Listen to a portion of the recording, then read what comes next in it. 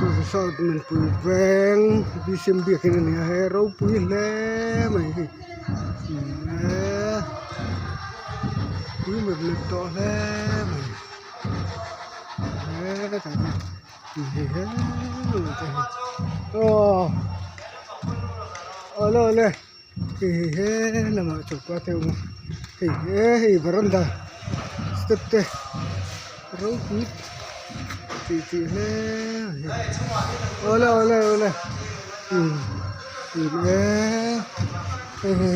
hey làm vào xuống te po mình tại te cái là mà gần là phun gần hậu thủ điện te po lối mà tại hậu thủ te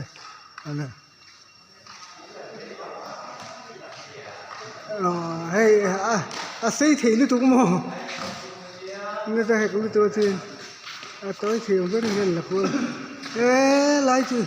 sáng càng lên mày thì ta em mày chạm cũng biết ông đôn nữa mà cái là mà cái này câu cua là mà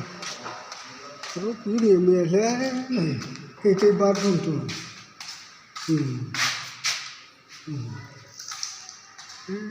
tak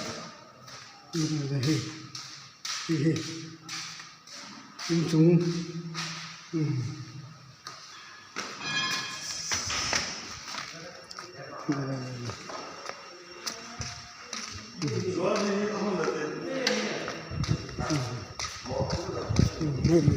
anh hậu tụ pa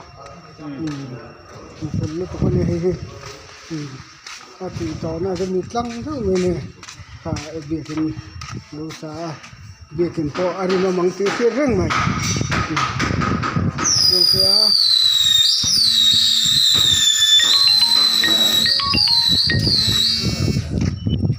rồi hay là cái anh tụm tắc cái anh thổi lốc này thì xe tiếng tiếng đó này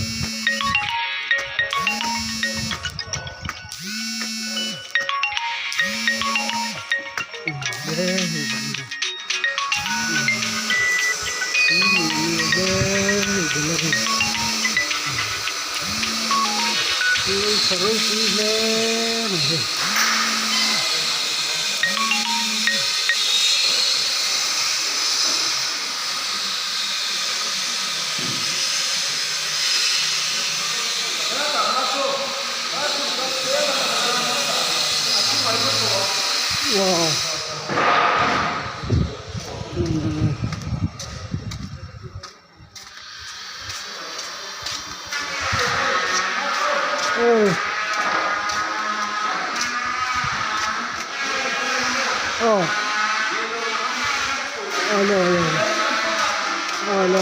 Ole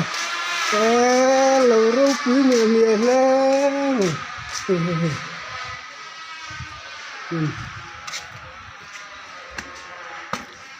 lâu rau quý mẹ lên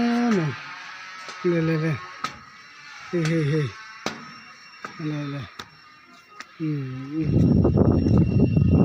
đi xem việc cái này chị mà phụ hồn việc hình hồn trời